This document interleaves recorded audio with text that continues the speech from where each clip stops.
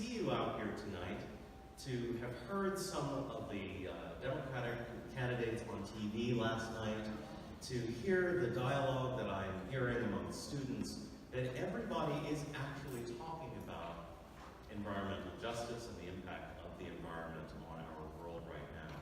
And so even when I see a relatively small crowd like this, I see key people in this crowd who I know can seed other crowds in other places. So thank you for being here, and thank you for continuing the dialogue that needs to happen so that everybody is talking at all times about our environment and what we need to do to protect it, specifically here in the state of Massachusetts.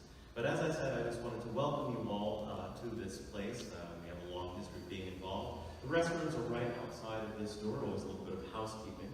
And other than that, I think I'm going to turn things over to our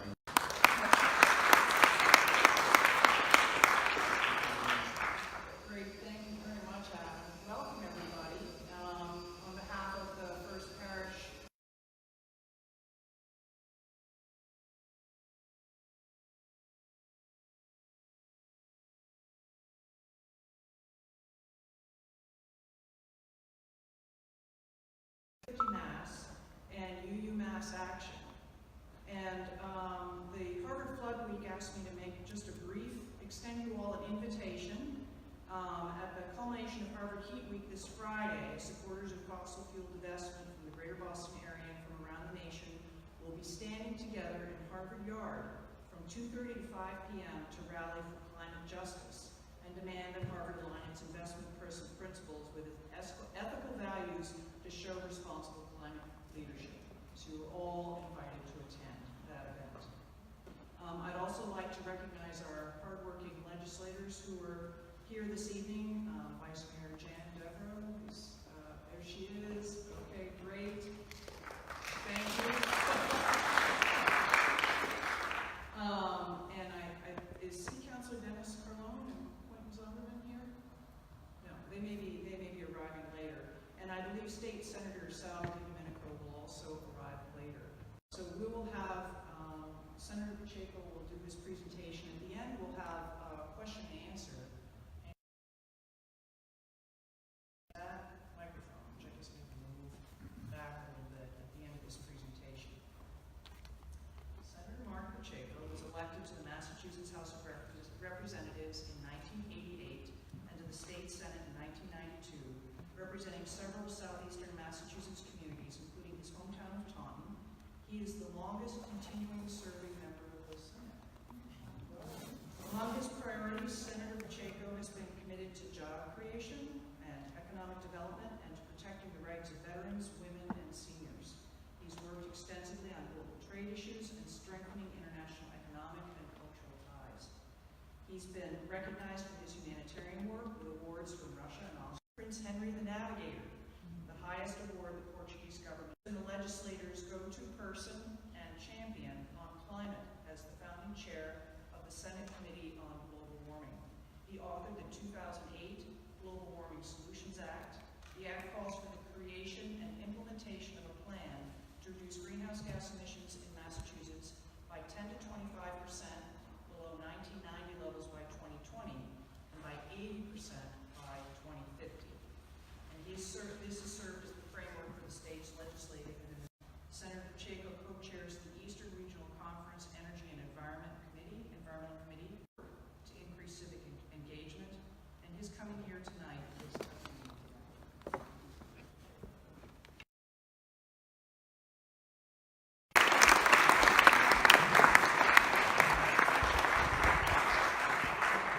Thank you very, very much, Cynthia.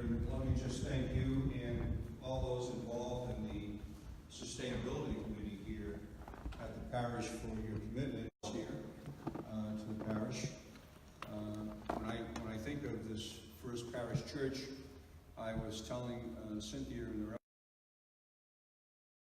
before we began the program that I've been by here literally hundreds of times, walking by, driving by, many, many times, but I've never been inside the church, and this is truly a beautiful, beautiful church. And And when I see the engagement that the congregation is involved with here on Tuesdays and a lot of your other activities, it pleases my heart and soul to see the work that you are all doing. And if you have the opportunity sometime in the future and you find yourself in southeastern Massachusetts, there is also another First Parish church right in the heart of downtown Taunton, and it has its own history. I'll let you Google it later on, but a tremendous congregation there too that is always trying to reach out and not only preach, but also to act, to make a difference while one can. And so I, again, just want to begin by thanking you for thinking of me, for asking me to come by this evening and talk a little bit about the urgency of climate action, that we need to take action on climate change. 20 years ago, we should have been doing much, much more. Keith Bergman over here. And he is a Al Gore climate leader, climate messenger. And a number of years ago, both Keith, he was in some of the climate science, and we were taught how to give a good slide presentation. Don't worry, you're not gonna see that this evening. The climate messenger presentation is something, very different, but we were taught to do that. And I tell the story because it's really how I got involved. I got involved with this issue years earlier as a child, connecting with the natural world, going fishing with my dad, getting out in the woods with my dad and my mom, going to the beach, all those things that we sometimes, take for granted, just appreciating the natural world around us. And years later, I got involved with politics, as you heard. I ran for office, believe it or not, back in 1988, and joined the Massachusetts legislature. So this year is my 31st year in the Massachusetts legislature. Dean of the Senate, or another way to say that, is old. But I am here to say that I had served on the Environmental Committee, or it was called at one time the Natural Resources Committee, for many years. And after I was trained by Al Gore, and after I saw the movie An Inconvenient Truth, where I actually signed up right after the end of that movie, and I got to my computer and signed up to ask to be selected as a climate messenger, I felt something changed in me. Something maybe reconnected with my youth. And I said, there's much more that I have to do, and I happen to be in a position where I can do something about it. And I tell the story all the time. Some of you may remember the Senate President, Robert Travellini, who was the President of the Massachusetts Senate. And for those of you that do know him, and know him well, you will know that he had a very short attention span. He wanted you to get to the point quickly, the elevator speech, because he was having hundreds of people talk to him every day. And so, knowing my audience, I spoke with Senate President Travellini after I came back from the Al Gore training, and I told him, Mr. President, I have about an hour-long slide presentation that I would like to show you. It's very important to me to see the entire presentation. And I could see by his look. He was a little worried about that. And I said, or you can create a committee that I would like to chair called the Global Warming and Climate Change Committee. And he said, you want me to create a committee? And I said, yes. He says, is it going to cost me any money? And I said, no. It's not even going to cost the taxpayers any money. I will do the work on that committee. And I don't have to see the slideshow. And I said, no, you don't have to see the slideshow. And that, my friends, is the real story as to how the Senate Committee on Global Warming and Climate Change actually came to be. Years later, I saw Bob Travellini, we call him Trav, on Beacon Street, and he yelled out to me, hey, Pacheco.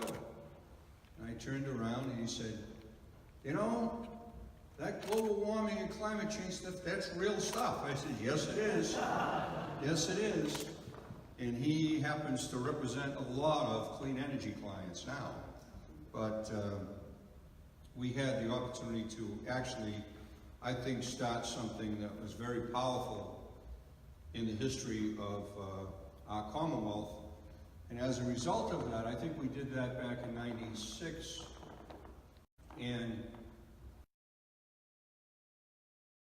we had hearings with constituents, with the citizens of Massachusetts. We had many a night like this, where 100 people, or 50 people, sometimes 25 people came out. And we were really asking people, first of all, to listen to some of the concerns that we had as a committee, but also looking for some suggestions from the audience about what we ought to do. And then we were looking at not only what was happening around the world, in Europe, which on this issue, they've been far and away ahead of us on dealing with climate change policy. And we talked about some of the European policies that were implemented, and we asked people to think about whether or not they would support an initiative like the Global Warming Solutions Act, which had just passed in the state of California, I think about a year or so upon, or at least we thought we improved upon what California did. And we were able to secure passage in 2008. Why were we able to do that? We engaged the general public, yes. And if you don't mind me putting a public policy definition to the general public, the external environment. People that are outside the building of the State House, that are voters, that have the power to demand accountability from their legislators. We had a Speaker of the House at the time that was very interested in the climate crisis. And we had a new governor, you may remember, Deval Patrick, that came into office, and a Senate president, as I told you, that was also very interesting. So, in terms of the universe of public policy, the stars were aligned in terms of having the right people in the right places of leadership with the right information and the right science at the time. This was 11 years ago when we passed it. And we said, we have to pass climate legislation here that brings greenhouse gas emissions down. We believe that it will create jobs, will help our economy, it will help our public health, and it will do the right thing in terms of the climate crisis that we are in the middle of, that a lot of people still, unfortunately, ignore. And we got it passed, overwhelmingly, in the legislature. And I had so many people telling me that I was crazy, that we were going to lose all kinds of jobs, that we were going to damage our economy, we'd see irreparable harm from the passage of this bill. Mostly all folks that were spinning out the same information that the fossil fuel industry was putting out at that time. Fast forward 11 years. Nothing could be further from the truth. We've created thousands and thousands, over 120,000 private sector jobs in the clean energy economy here in Massachusetts. We've lowered greenhouse gas emissions, and we're on track to meet the first goal. Well, it's not a goal, it's a requirement under the Global Warming Solutions Act to be 25% below the 1990 levels by 2020. And we are about 20%, 21% below the 1990 levels today. We are below, we hear a lot about California. California just reached 1990 levels. So we have been #1 in energy efficiency for 8 years in a row. The #1 state. So we've done a lot of things. And it's been very successful because of the policy work we did back then, and because of the commitment of so many active citizens organizations that have been part of that external environment that have demanded that the legislature act. And we did, but that was then, and this is now. Now we know what the new science has said. I know, by the way, that I am speaking to a sophisticated audience on this issue. I know that all the people that are here are well read on the subject, have their own opinions on it, and I look forward to hearing some of those opinions later on. But we now have to act again. The science has been updated. The Global Warming Solutions Act that I was the chief sponsor of is now obsolete. We need to bring our 2050 target, our requirement, to net zero at a minimum. That's what we need to do. That's what the challenge is. That's what we must do. We have a growing problem. I think you might be ahead of me, Scott. I'm sure. Next one. There you go. We have a growing problem. It took me all this time to get to the beginning of the slide presentation.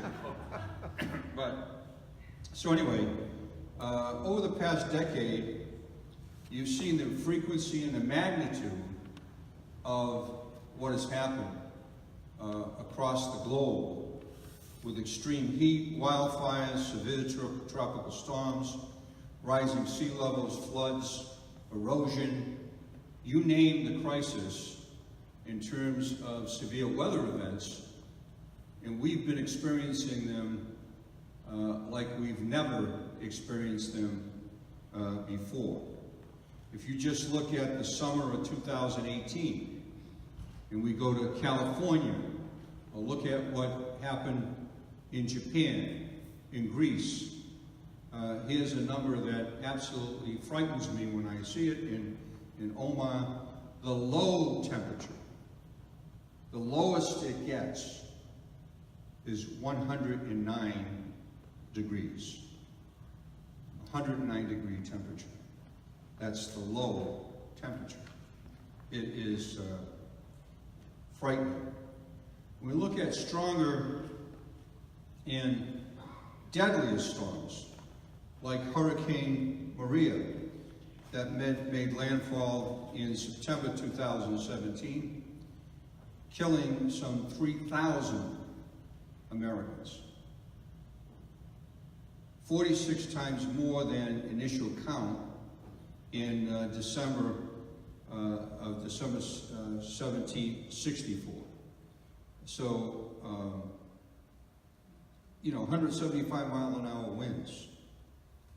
And whether you look at Maria or Katrina, the devastation is just off the charts. We're having more frequent and more expensive storms. I tell my colleagues in the legislature, we're always looking for where some of the revenue is going to come from to pay for public education, public safety, public health, all the things we care about, and the cost of inaction is right here. $91 billion in damage. Third costliest hurricane on record. Harvey, Maria, Irma, put them all together, $265 billion in expenses. 95% of Puerto Rican buildings destroyed. When you look at the rapid increase in the number of storms, it is very difficult to see how we will be able to survive in another 20, what's happening with the Arctic in terms of the melting of the Arctic, the permafrost, which has been trapping CO2 emissions. Those emissions let loose into the atmosphere, which will contribute significantly to with sea level rising and coastal flooding that is taking place.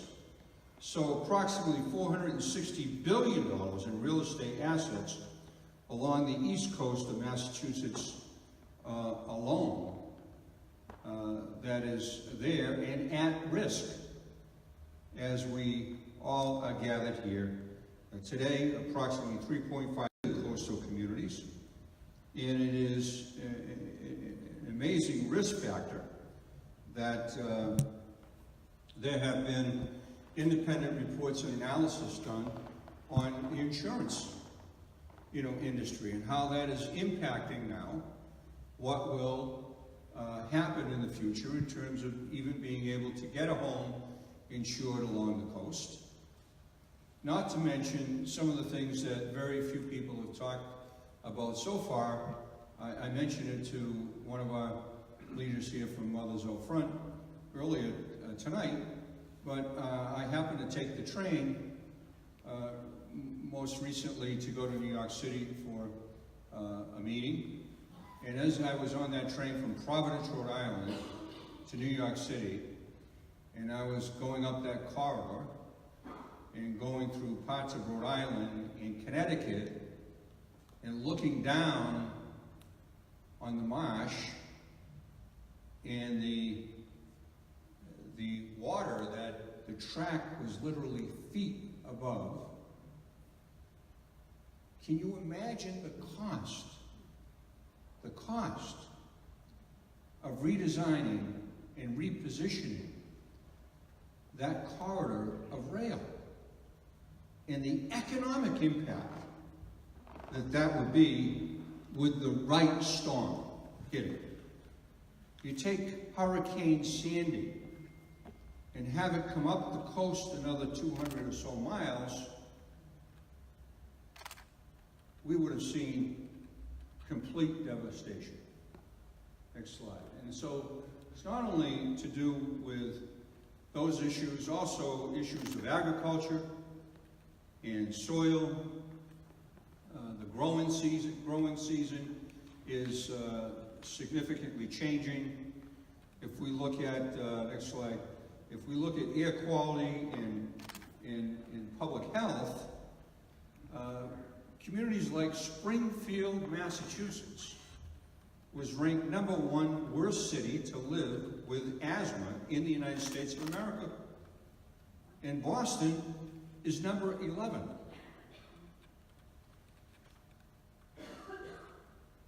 And if you look at those communities that we all care about, and it's the environmental justice communities, it's even worse.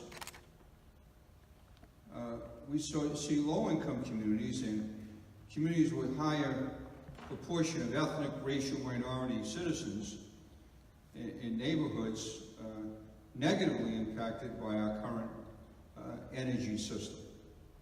So we have seen these challenges in environmental justice communities, economically challenged communities,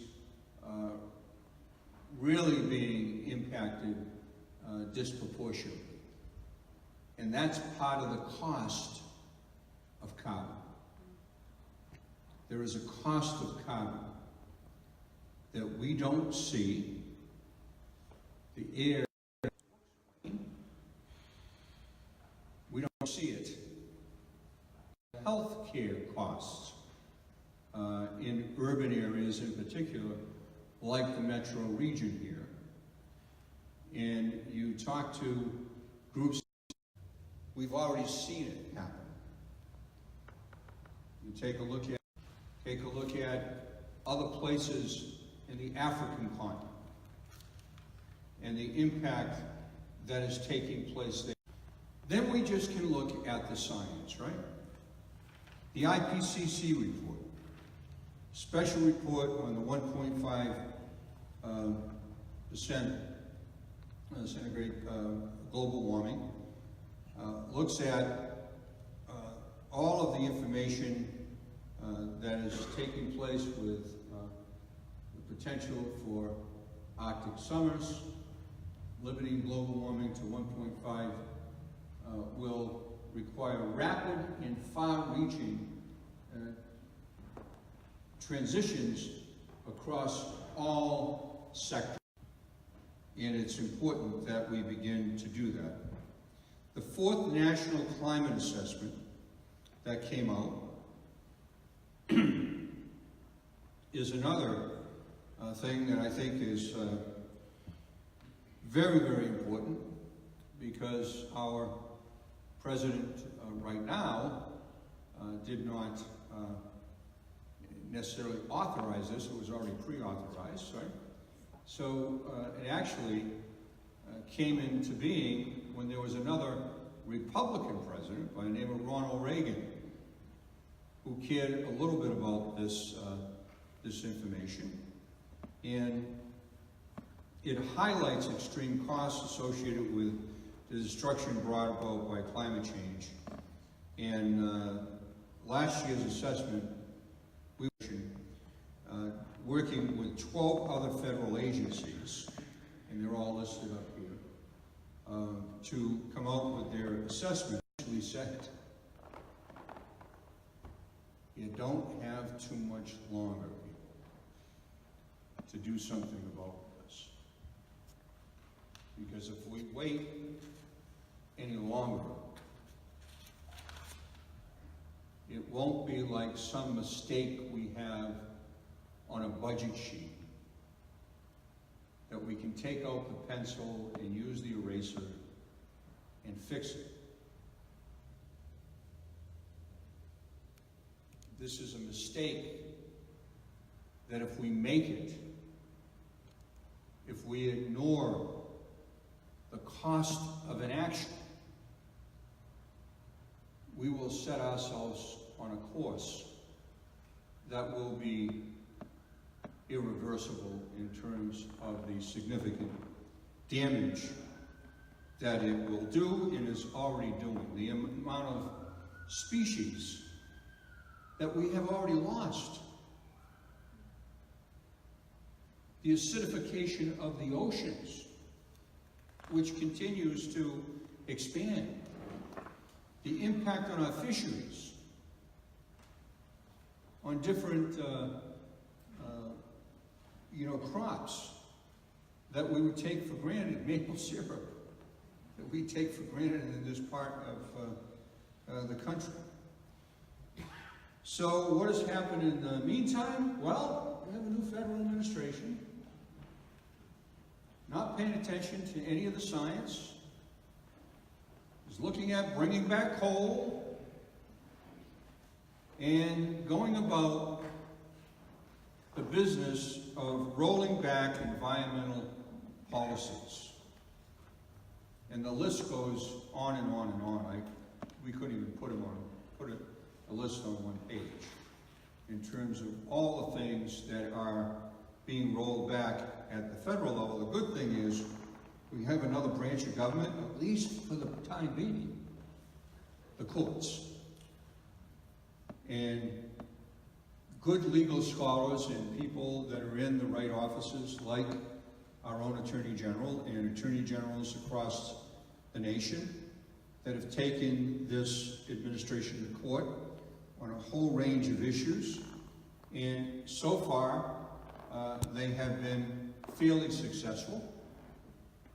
But this is where the attitude has been, let's roll back environmental policies and allow the polluters to rule the nation. Well, in 2008, I mentioned to you before that we passed the Global Warming Solutions Act. But that's not all we passed. We passed the Oceans Management Act, which dealt with our oceans out to the 3-mile limit. We passed the Regional Greenhouse Gas Initiative. That was done mostly through the executive side, but it has been a very, very successful instrument for us to work to lower power plant emissions, not only in Massachusetts, but throughout the Northeast. We passed the Clean Energy Biofuels Act, the Green Communities Act, the Green Jobs Act, and we have had some significant success.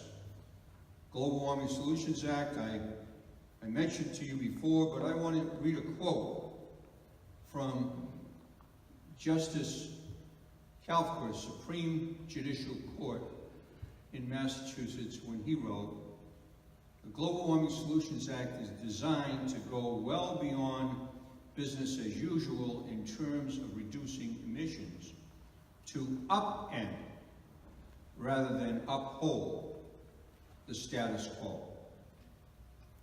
My friends, tonight I would like to borrow from this quote and say it is time for all of us in the legislature here in Massachusetts to once again upend rather than uphold the status quo.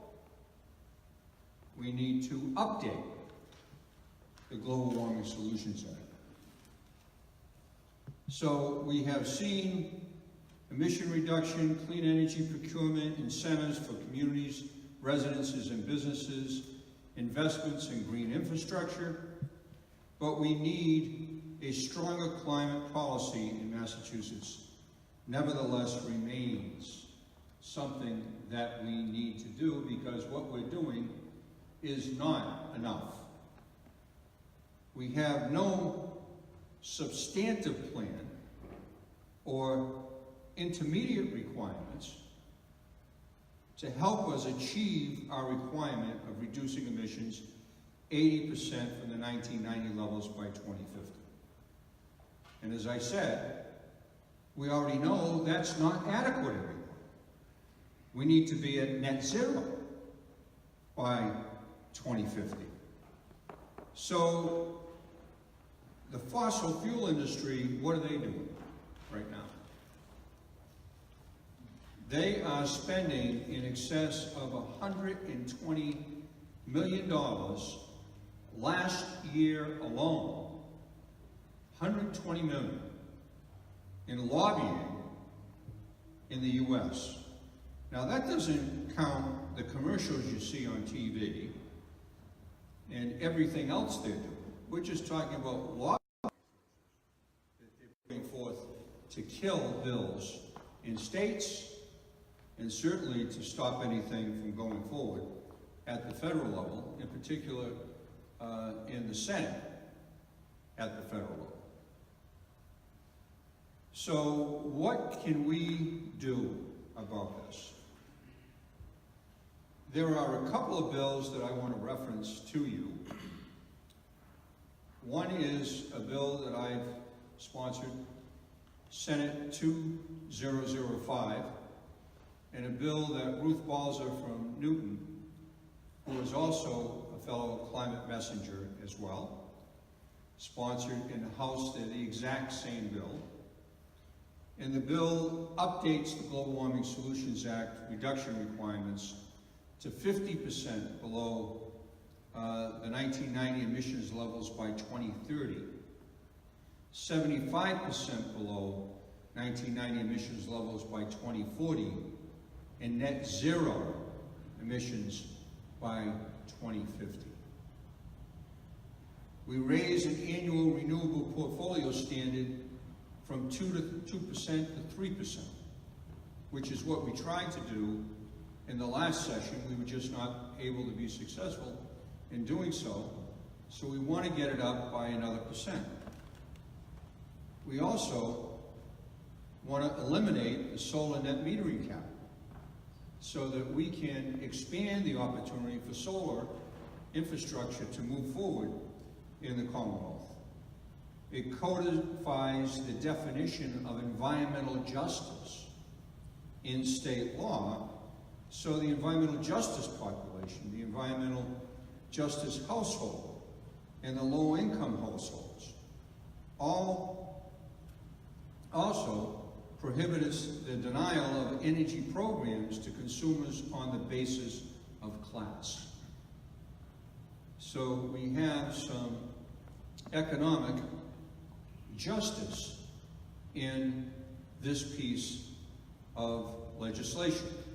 It increases the required development of offshore wind to 6,000 megawatts. We need to get to 6 gigawatts of offshore wind.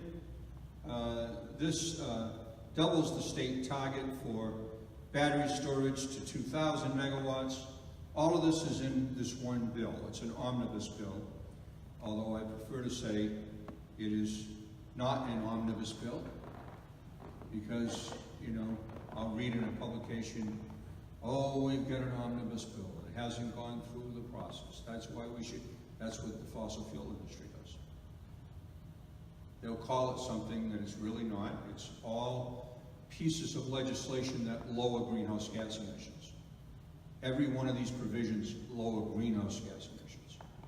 So that's why it's all very consistent with the existing process within the legislative process.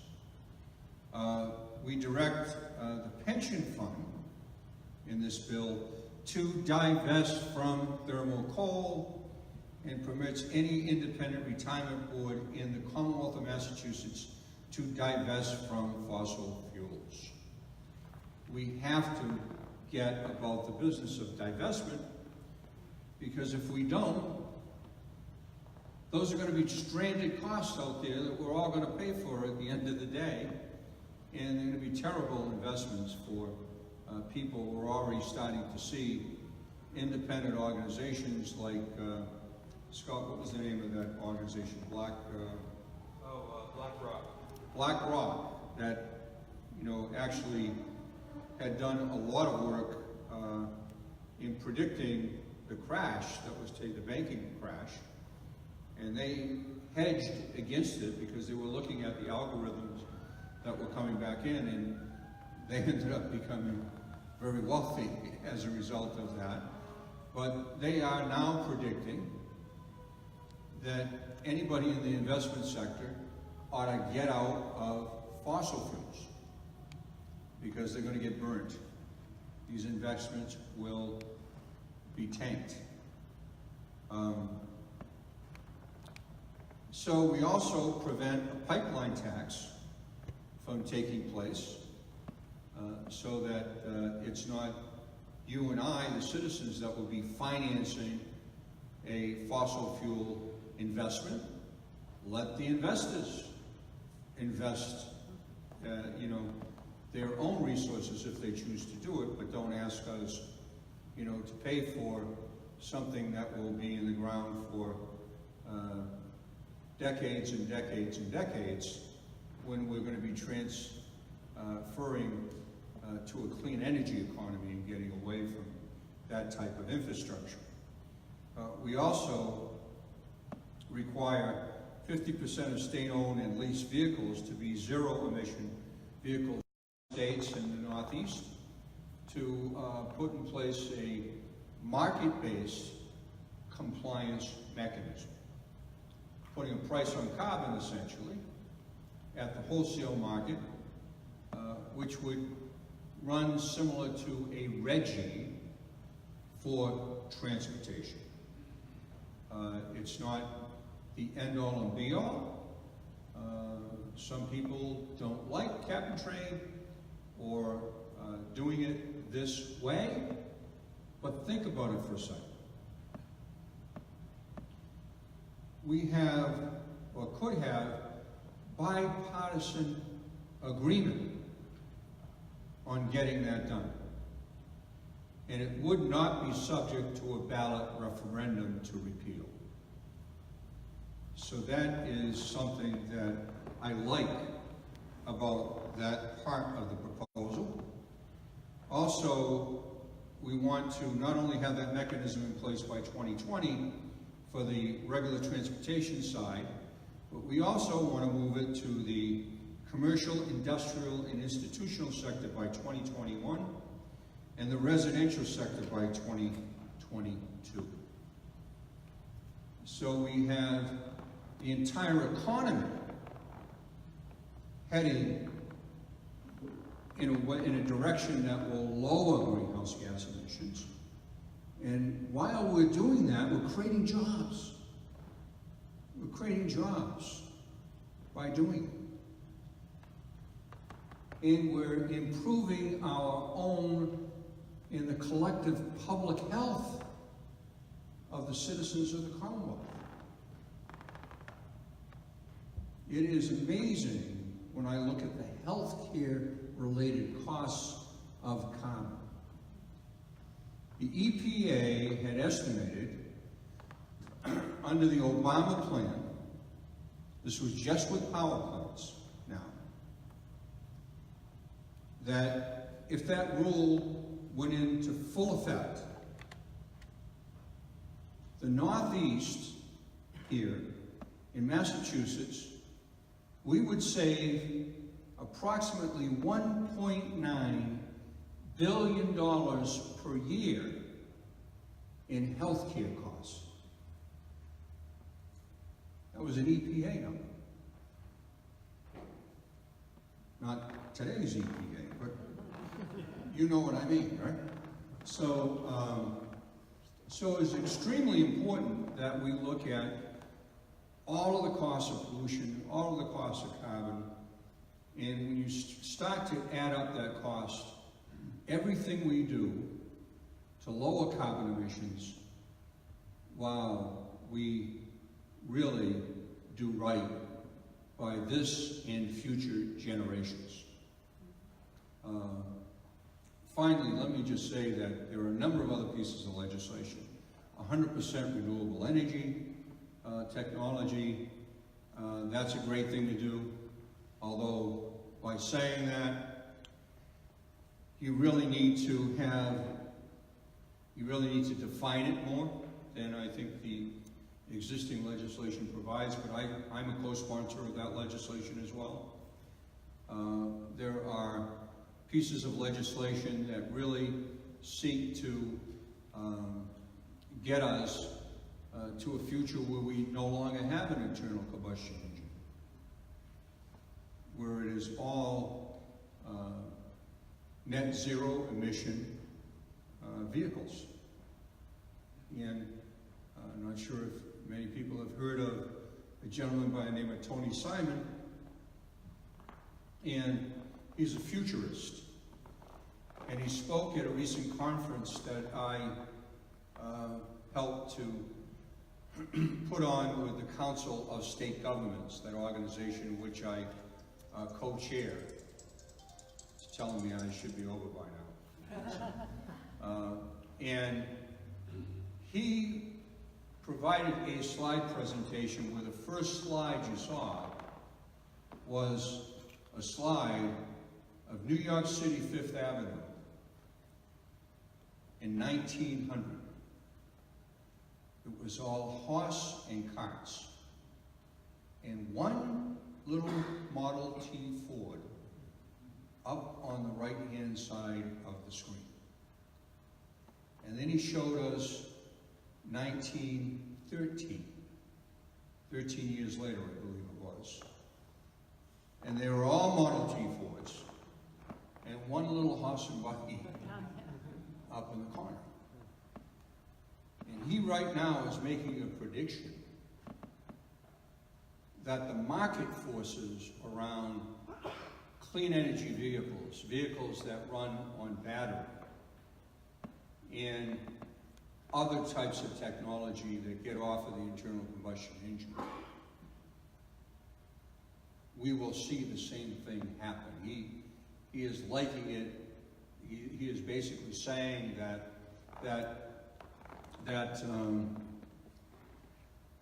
picture on that slide, he'll be able to show us one in a few years out, that maybe are not only clean energy vehicles, but also self-driving clean energy vehicles, which will set up a whole other set of challenges for us to work on.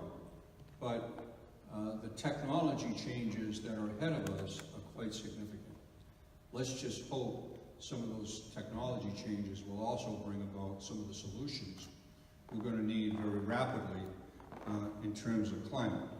So I throw that out there just for those of you that might be interested. His name again is Tony Simon, and if you Google him, you'll be able to get some of his information. I'll take a question in a minute, or you can make a comment in a minute. I'm almost through. Tony Seba. Seba, S-E-B-A. Seba. Okay, Tony Seba. I was thinking about Paul Simon, I guess. I'm not sure. But anyway, Tony Seba. But he is. It was a fantastic presentation that I watched, and then I did some research into him and looked at. I should have looked at the pronunciation of his name, but I looked at some of the work that he had done and some of the things that he had predicted, and he's been pretty accurate about what he's talked about. So, what is it that you can do tonight? You're obviously here on a Tuesday evening because you care about this issue. I assume you're all registered to vote. Well, political leadership is a renewable resource, as Al Gore says. I just want to tell you very straight that you are lucky here in this city. Because I bet you don't have anybody representing you, either at the local or state level, that's not on board with doing something for climate. The trouble is, up in Boston, and I've had these meetings where I have groups of people that come in, and I chair the committee, so there's a lot of groups that want to have meetings with me, so I'll take the meetings. And at these meetings, some of you may have been there, and you would be able to remember me doing this because I do it all the time. At the end of the meeting, I'll say, okay, how many are from Cambridge here? And the hands go up. And say, how many from Somerville? Well, the hands go up. And, Brookline, and, the activists are here. That's great. But I would ask the activists to get out of your comfort zone. Come to districts like mine that Trump won. Or Ann Goldby's district that Trump won. Districts that do not yet understand the very urgent situation that is facing us. And try through social media with friends that you may have in other parts of the state to have them outreach for themselves and for you to the elected officials that they represent. We need to hear from you. And guess what? Even the people that you know are with you on this, tell them it is not enough for them to just be with you on it. You want them to lead on it. You want them to demand the change that will make a difference. You need to make my life and their life a little uncomfortable for a while. That's good. Make us feel uncomfortable.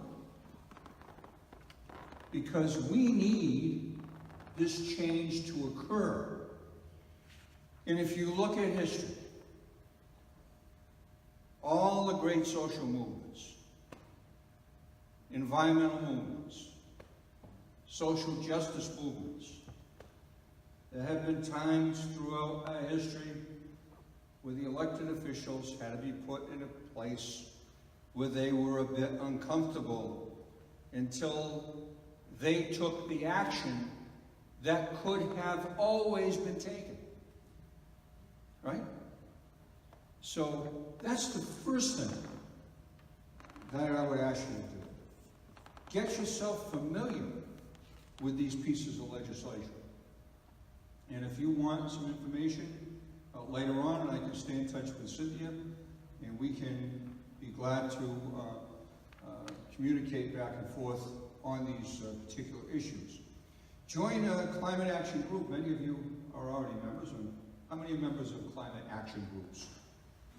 See that? Same thing that happens in my office. Same thing.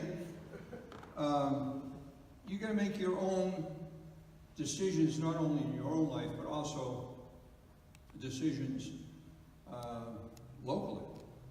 And you have local leaders that are here, that are doing fantastic work here in Cambridge. I mean, it's one of the examples that I use in talking to folks, in particular what you're doing with adaptation, resiliency, the whole range of other issues that we're working on. We want to put forth and pursue renewable options wherever possible. But I'd also ask you to be a uniter. Just because somebody is from another party doesn't mean they're not for solving the climate crisis. We have a governor that's a Republican. He has been working with us on this issue. The Massachusetts Senate voted for an act to create a clean energy future. Well, it was actually called an act to secure a clean energy future. This year it's called... This year it's secure? Okay. So this year the act is to secure a clean energy future. We wanted to create one last year. It didn't work. We want to secure it this year. But 100% of the Republicans in the Massachusetts Senate voted for the bill. that included the carbon market in the bill. Every one of the Republicans voted for it. How many of our Democratic friends, or unenrolled friends, or other Republicans even know that?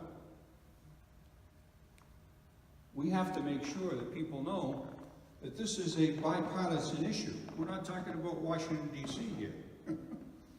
We're talking about the Northeast in Massachusetts. It is an issue, when we approach this issue, the most successful way we can approach it is by spending the renewable transition, getting to a renewable transition as quickly as possible in our state and throughout the country. There is strong scientific consensus, and I won't get into all the details, you can read some of that. But when you look at it, a few weeks ago, climate change causation was classified as it's a gold standard, the same standard given to Higgs boson particle in 2012, meaning that the chances of statistical anomaly were 1 in 3.5 million. We are certain that we have a climate crisis, and we are certain that we know how to substantially improve our outcomes.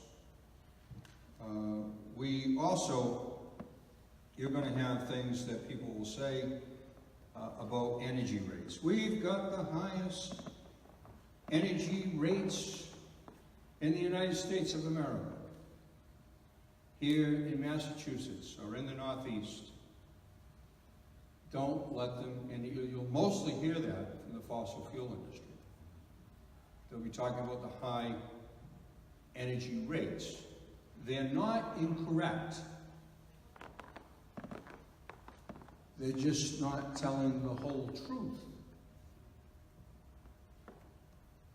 Because we also we don't pay rates.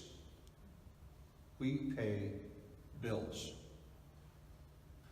Rates are part of the bills, but we pay bills. And because we're number one in energy efficiency, right? The rate times the amount of energy we use actually brings our bill to about 26th in the nation, believe it or not. So yes, we do have high rates, but because we're doing something about it with energy efficiency, we are about 26th in the nation in terms of bills. So make sure that rates versus bills is out there. You're going to hear that over and over and again, especially when you talk to people outside of your comfort zone on this issue. And the last thing I want to say is about the economic benefits of everything we're talking about. And I know that wouldn't be the very first priority of everybody here, but people that are outside of here, in most cases it is. It's about the economy, it's about how is it affecting my pocketbook, how is it going to impact me and my family and our ability to survive.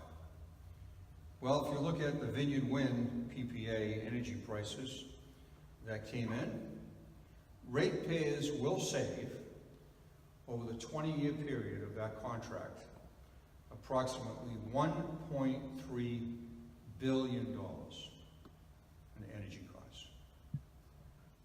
Because we went with a clean energy alternative instead of, putting another combined cycle gas plant up or doing other types of things we could have done. So offshore wind, in the long run, will save money. Hydro from Quebec. I know that there are some people that are concerned a little bit about that, but believe me, you need to have backup storage for the offshore wind. capability. Not forever. We don't want to flood the opportunity for solar and battery technology and storage and other technologies that will come online. But while we're getting there, we need the backup technology to do it. And, you know, hydro will do that for us in the short term. We had AEC at Tufts University do a study for the committee that I chair in the Senate. And they took a look at the greenhouse gas reduction numbers off the charts, that we will secure those reductions over the next several years. And in Mass, over 110,700 clean energy workers, about 3.1% of the state's total workforce. The state's clean energy workforce has grown by almost 84%, the equivalent of about 50,500 jobs, and that's my second signal to stop. So let me stop right there for a second, and let me just close by saying we are here in this beautiful church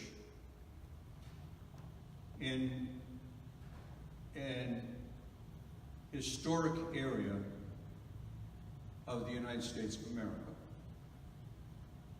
where there have been unbelievable choices made throughout our history to improve the state of our world. The institutions that are housed here. I was on the phone with Ernie Moniz 2 days ago, the former Secretary of Energy. MIT, Harvard, the partnerships all around the world that take place here because of the things that we have done here in Massachusetts. We as a state have been the leader in so many areas. Why shouldn't we continue to lead in these areas? Especially when we have the types of university systems that are here, the partnerships that are here internationally. We should be leading the world on this issue. The United States should be leading the world on this issue. We were just starting to get going in that direction, and the rug was pulled out from under us. Europe is leading the world on this issue. We need to step up, and we need to do it here in the Commonwealth. We can get it done. I believe we are on the cusp. We are on the cusp of a sustainability revolution. We really are. We're right there. And if you take the technology advisors, the people that are involved in higher ed here, the types of things they're working on, the type of things that the private sector is doing, and the commitment of our citizenry to a future that will be a clean energy future for all of us. We can do this if we act on this together. So don't let anybody tell you that the legislature is working with us. No, don't do that. Don't do that, please. You're working on this. You're working on this. And you're going to make sure that they hear you about what you want. done. And don't make the perfect the enemy of the good. We can't just have incrementalism. Yes, we can't do that because the problem is too big. We've waited too long. We need to take bold action, and we need to get some real important things done. But don't let one or two issues stand in the way of getting some big policies accomplished. We can do this. It's not even a question as to whether we can do it. It's a question as to whether we can do it politically. Do we have the political will to act or not? That is the question before us. Because all the other things are in place. All we have to do in the legislature is just vote the right way on it. You know, we don't even have to totally understand it, you know, because there are a lot of people out there that are pretty darn smart and run with it. We just have to give them the opportunity to get it done. So with that, let me stop and let me answer any questions that you may have. Thank you.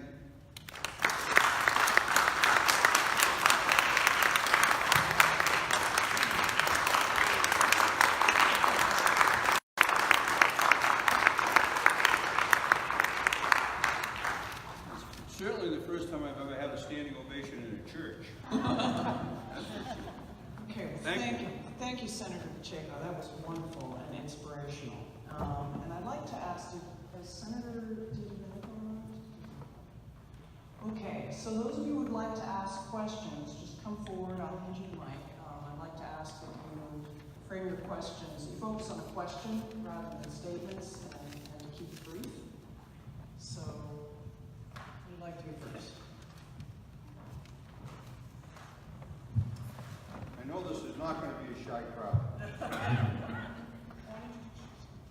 Larry Rosenberg with 350 Massachusetts and Elders Climate Action. You've been a great supporter of so many bills, which you listed many of, which is all great.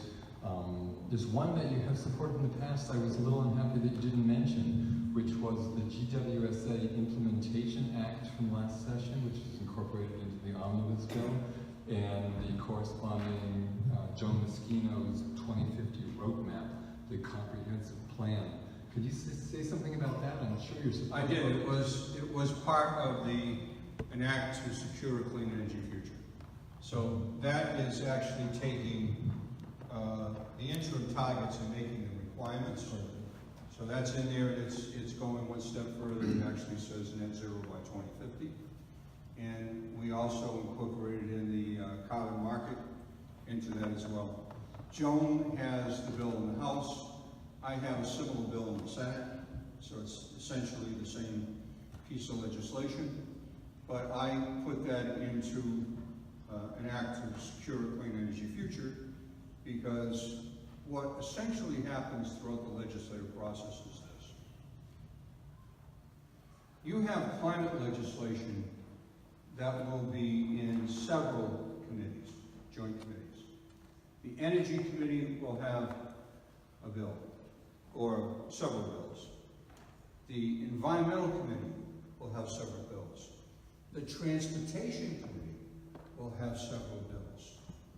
The Public Health Committee will have several bills, and they all deal with climate, all right? So those bills, one or the other of those bills, last year it was my Global Warming Solutions Act updated bill that came over from the Environmental Committee to the Senate Committee on Global Warming and Climate Change, and then Ways and Means.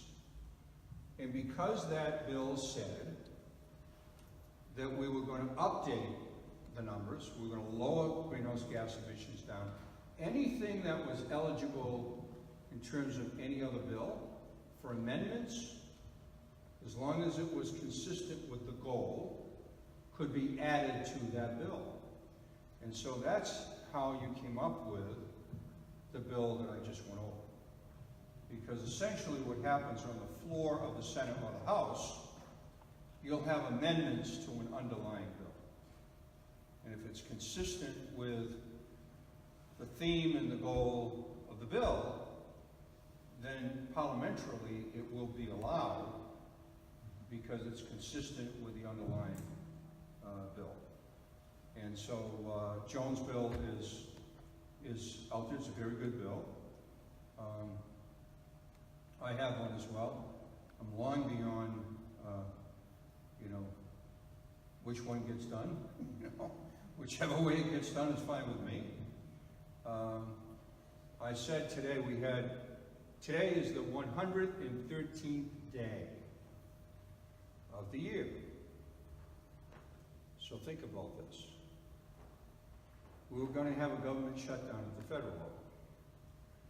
Within about 48 hours of that happening, we had a special committee that was established at the state level. We had House and Senate members that were interested in meeting. We had the Speaker and the Senate President ready to go, and the Governor was ready to go, and we were going to respond to the shutdown.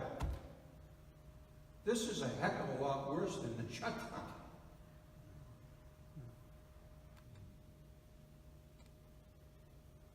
We should have an emergency summit. An emergency summit. You get everybody together in a room, all the leaders, and don't come out of that room until we have a set of solutions that will solve the problem, at least from a Massachusetts perspective. That's my opinion. So there'll be a lot of different bills floating out there, and you'll love one of them, you're going to like one better than the other, so on and so forth. There are literally probably 100 bills dealing with climate this year. Good news. But let's not get bogged down on which one comes out, which one you start amending, because then we're going to go right back to the same, the dog chasing his tail, and not moving forward, just spinning around in a circle. We've got to get this done. Other questions?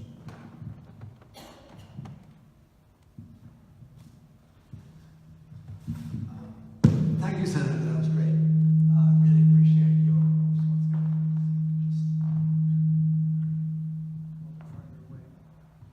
Or maybe not. I can hear you. So thank you very much for your tireless advocacy. I'm enormously appreciative. I'd like to ask you a little bit about the transportation sector. Yes. And my impression is that the Transportation Climate Initiative, the Reggie for Transportation, people figure that it might generate something like $400 million a year, as best people can figure out at this point. A number of people have figured that very likely what we're going to need, particularly with public transportation, the RTAs and the MBTA, and of course better bike and pedestrian facilities, we're going to need something like $1 or even $2 billion a year on a sustained basis. So we need all kinds of additional sources of revenue for that sector, which, as you know, has performed particularly poorly with regard to greenhouse gas emissions and other public health problems. Do you have any suggestions of particularly good strategies, both ones that will really address the problem, but also ones politically that are viable? Well, the politically viable option is, again, the carbon market relative to the Reggie for Transportation. Is that going to solve everything? No, it will not. But it will get us to a point if we don't do it. That will generate about $5.5 billion. It is several years. Not, we could spend that $5 billion like that, as you know, just in transportation infrastructure, expanding commuter rail. The administration just announced that we're doing South Coast Rail down to Fall River and New Bedford, but it's the interim option and it's diesel trains.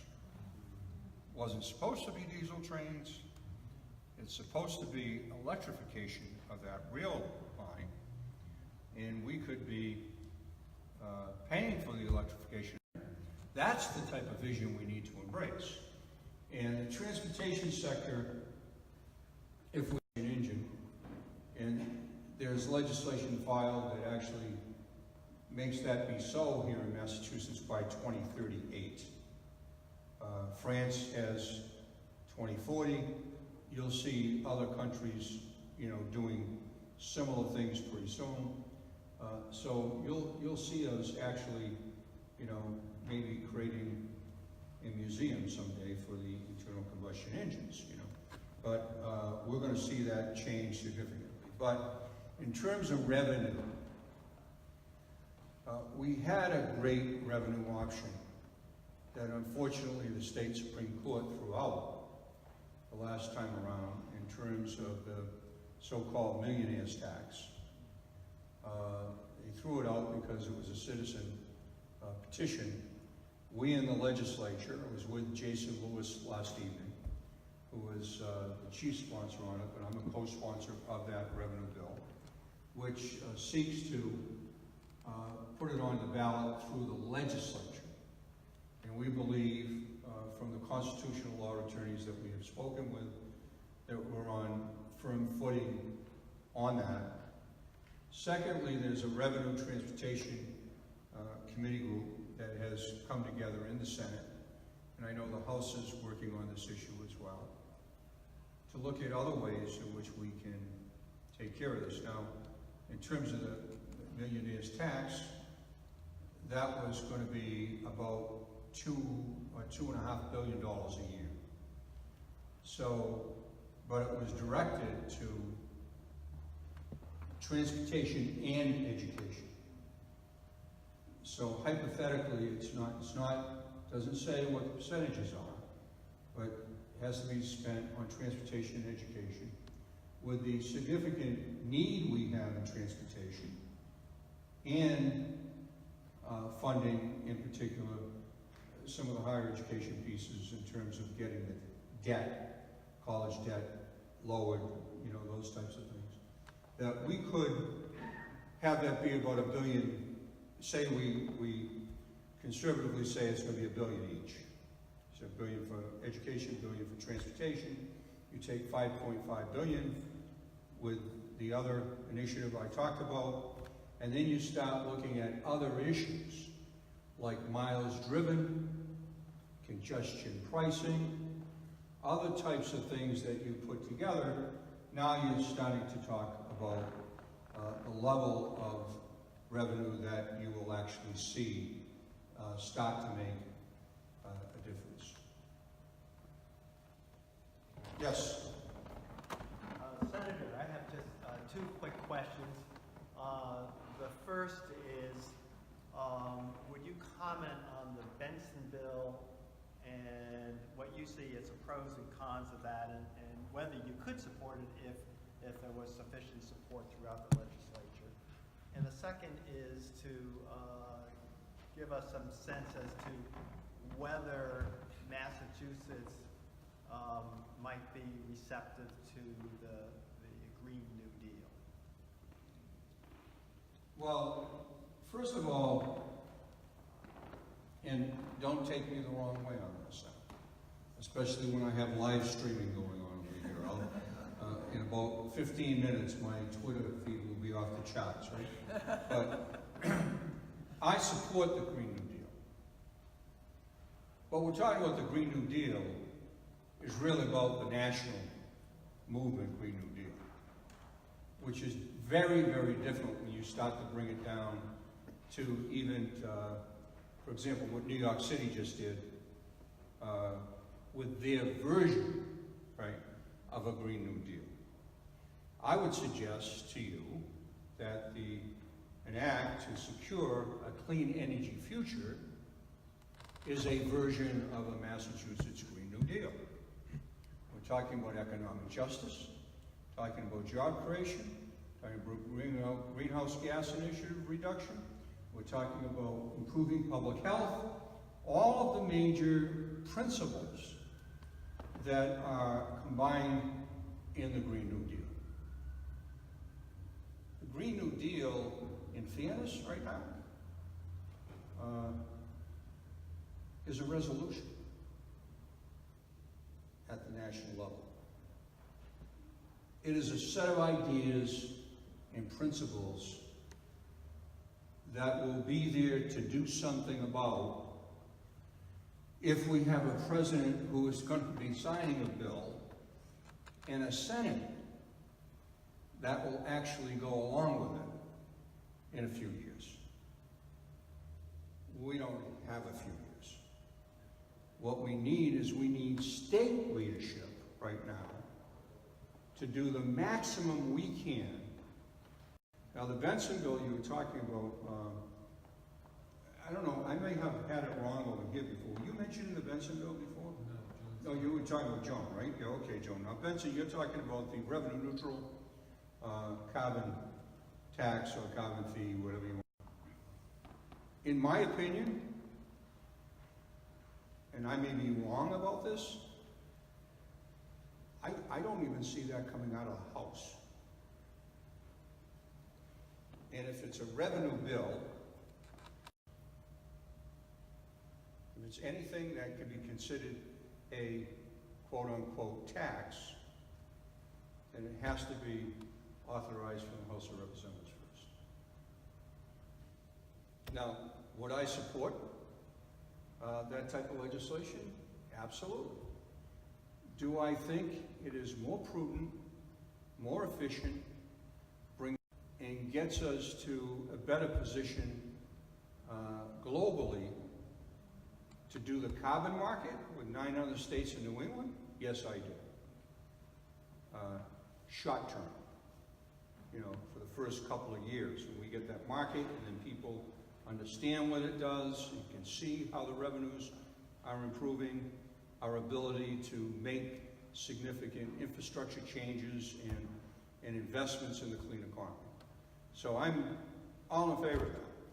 I would be for a straight up carbon tax. I'd vote for it. I don't think it's going to see its way past the veto pen. So that means you need 2/3 override. And more importantly, just like the indexing on the gas tax that we passed a few years ago, we passed it. There were a lot of people walking around patting themselves on the back. Oh, we got all of this new revenue coming in, until it was repealed on the ballot, right? You want to pass something that's not going to be repealed on the ballot. We don't have time to start over. We need to act up front. That's what I was referencing earlier about don't let the perfect be the enemy of the good. If you can create the largest carbon market in the world, I think that's pretty good. There's a way to do it with Republican support, bipartisan support to get it done. And that's what, you know, that's what I'm supporting as a first option. Yes? So I'm a new kid on the block, as you can probably tell from my accent.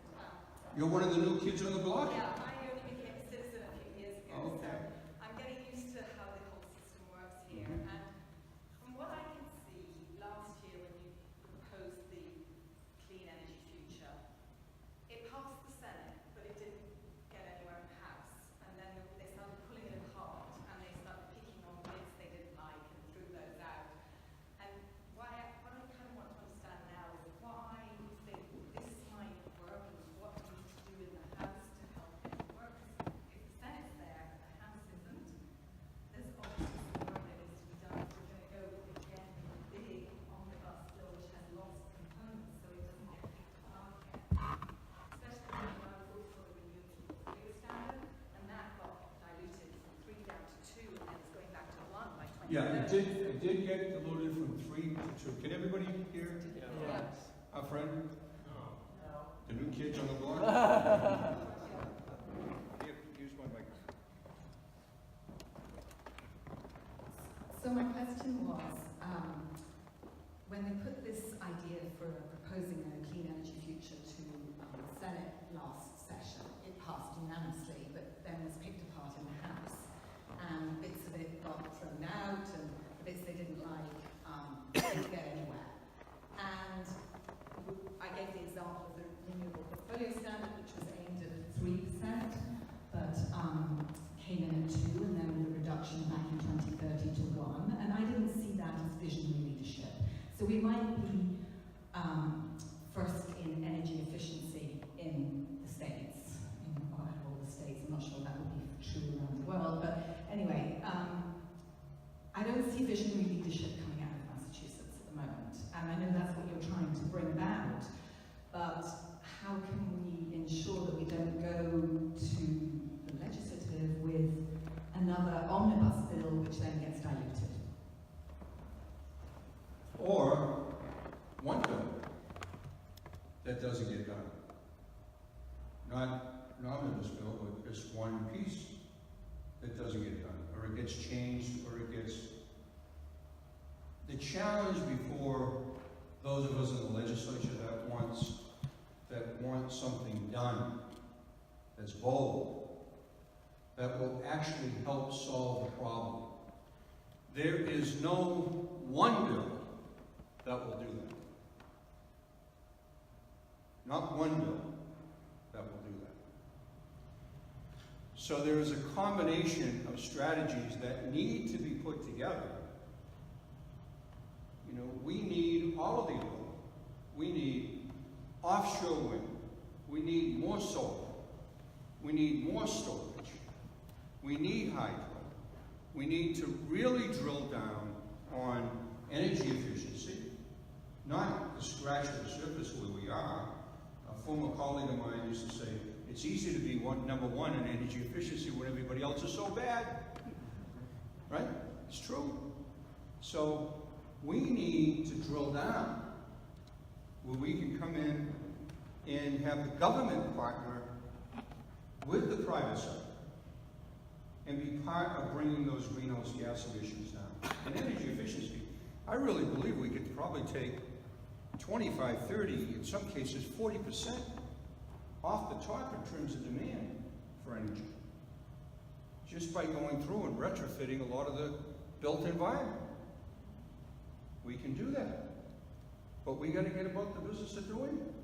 And we have to get policies passed to do it. In Ireland, I was over in Ireland a couple of years ago. They asked me to come and speak to a biofuels conference. And so I went over and talked about a clean fuel standard here and what we were trying to do and how we were so poorly represented in terms of you know, getting the types of strategies put in place that we really ought to have. You know what they ended up doing? I met with the new leader. I can't remember his name. Escapes me right now as I'm standing here trying to remember it. But they created a separate entity because they couldn't get agreement all the time in the Parliament. So they created a separate entity, and they gave them the power to bring down greenhouse gas emissions. So they basically said, here's the new entity, you're in charge, you bring on greenhouse gas emissions, we gave you permission to do it. And the only way that they could be overridden, they had to have a certain vote total or something to get it done. So there are ways to do that, but it's what I said to the group. It is really about political will. And from serving in the legislature, this is my 31st year, the things that come up to the top of the agenda,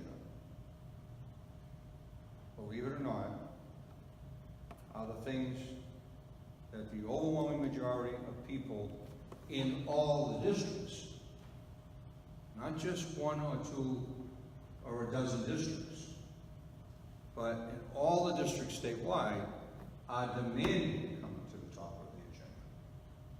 And so that's why I'm actually here in part to solicit your help to get it done. Because it's inexcusable to know that you have a solution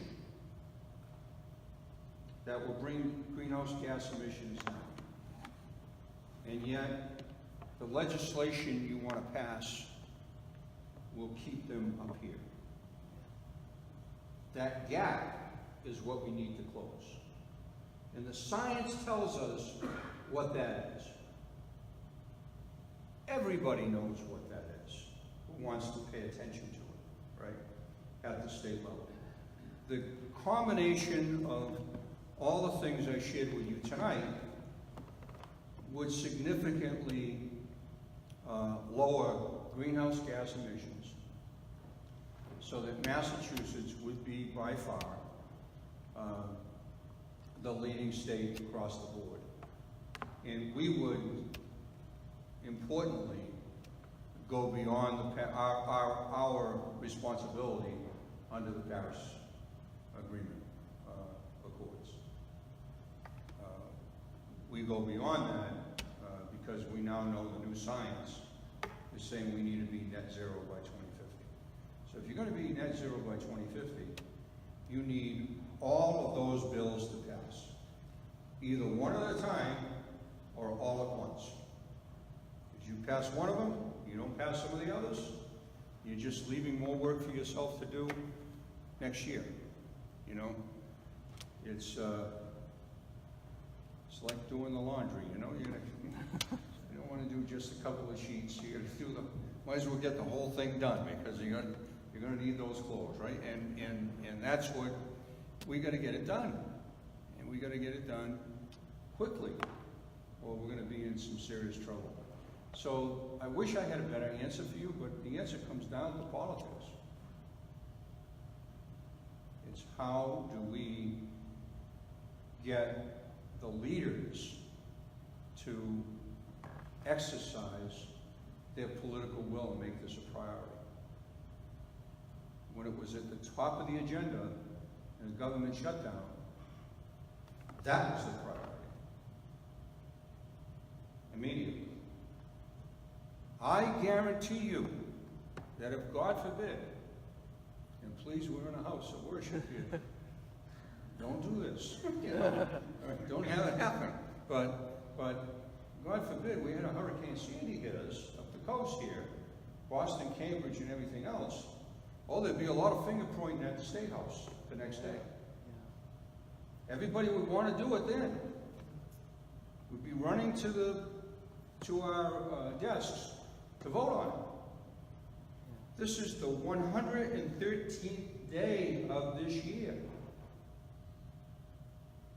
And the first meeting that we've had on climate was the one I called for today. Because we've been so long without doing anything. And so it's about time we put this on the agenda again. We haven't even had hearings that included climate legislation. So we got to get that up. And you know what gets that up on the front burner? Don't take yourselves for granted. Your phone calls do. What is going on? I know you say you're with us. Why isn't this up on the agenda? That's what needs to happen. You've got great legislators here. I served with Senator DiDomenico. Yes. Excellent. Senator Boncory, I think, represents Yes. a piece of this area. Yes. Fantastic. Senators, they're for it. They voted for it. You've got some great leaders in the House as well. It's about, you know, shaking the tree up in Beacon Hill and having those votes come out to vote for something that's bold here. Just remember, there's $120 million that was spent last year by the fossil fuel industry. Yeah. They don't wear their best clothes and walk down Main Street and let everybody know they're doing it. They're doing it behind the scenes. The fossil fuel industries that are tied, that are part of National Grid, Eversource, Columbia Gas, I mean, all of those interests are behind the scenes. The oil and gas industry, they just did an op-ed in Commonwealth Magazine.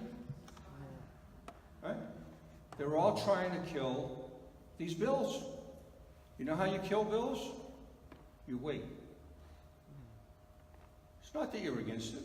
Well, let's think about this. I want some time to be able to study this piece of legislation. Sounds reasonable. The first time that somebody says that.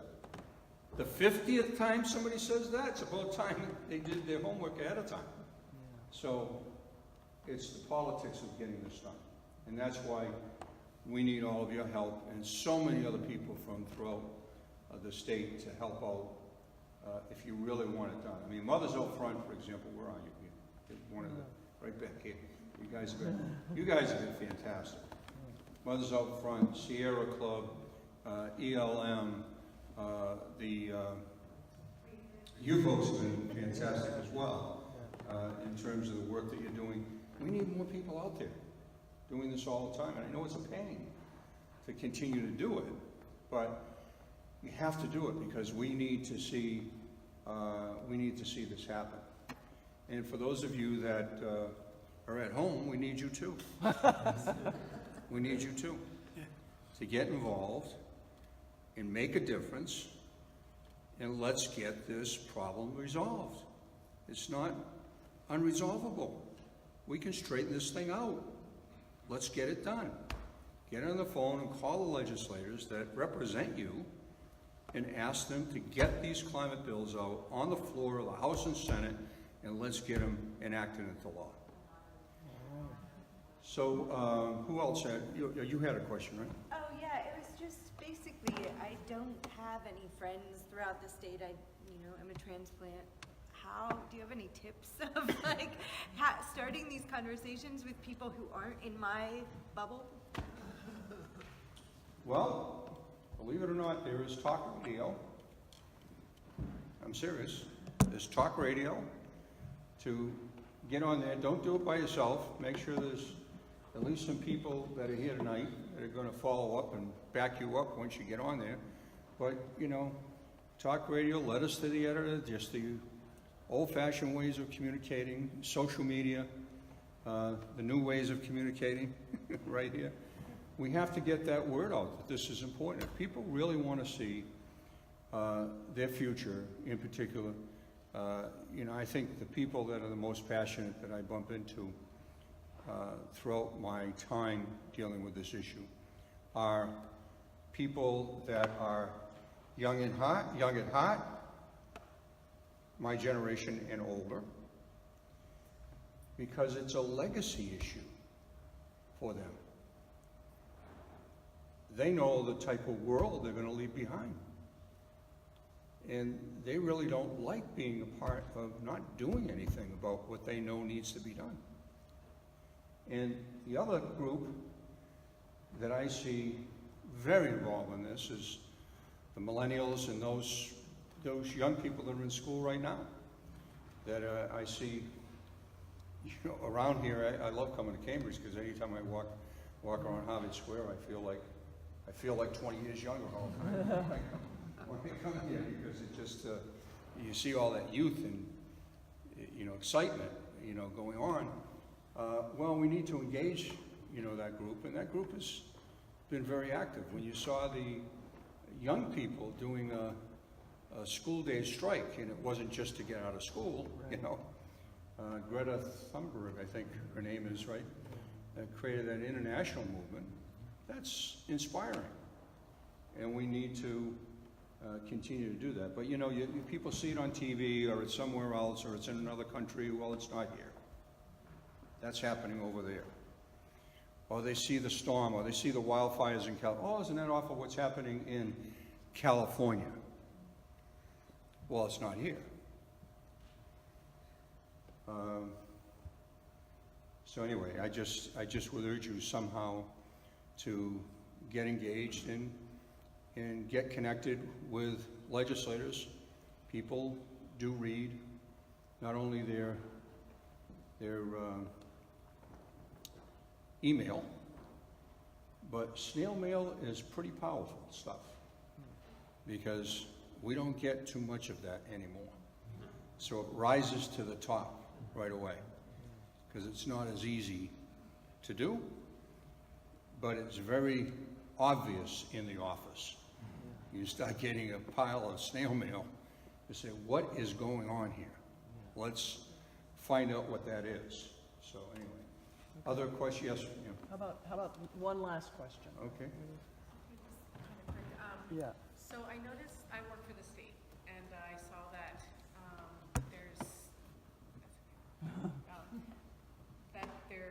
some plans to divest from thermal coal for the state pension plan, is that right? And There's a then- divestment bill, which I'm a co-sponsor of. It's a separate bill to divest and to allow city and town pension systems to divest on their own. So it's giving the cities and towns the power. So, for example, Cambridge, right? If Cambridge Retirement Board decided they wanted to divest, they would be allowed to. They're not allowed now. Yeah, because I noticed when I was, no green funds available, I have no choice, fossil fuels run the show, and in Massachusetts, I was just shocked at how little choice there is. And so this just feels really kind of weak, you know, that it's just all that it's doing is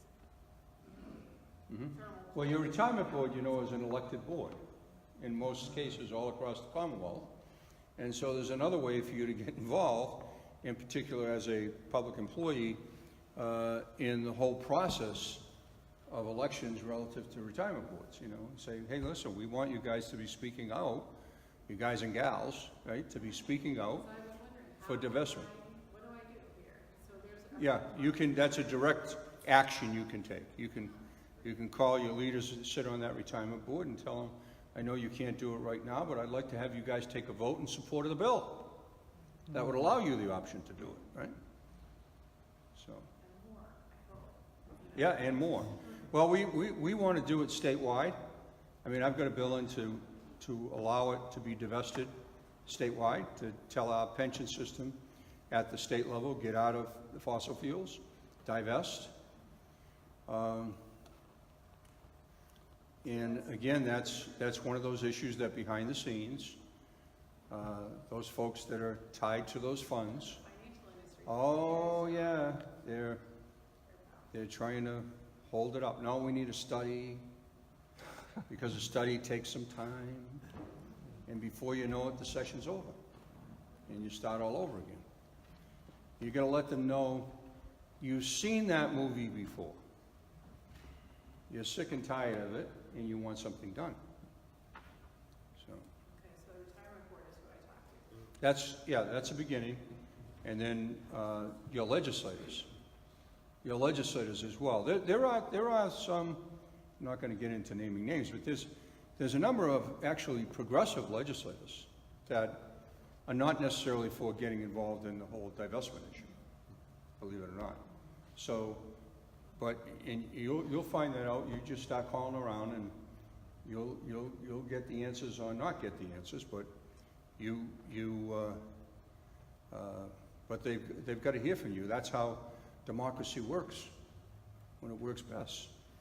Most important title that we have in our democracy is that of citizen. And to really be a good citizen, one has to be an active citizen.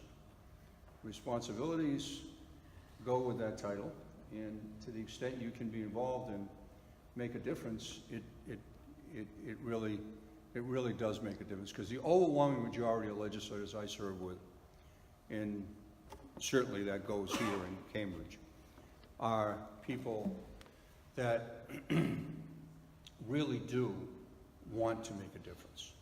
So. Okay. Great. Okay. All right, I'll talk to anybody else. Thank you. Thank you very much. Inspirational, so Thank you. helpful. All right. Hey, Cynthia, someone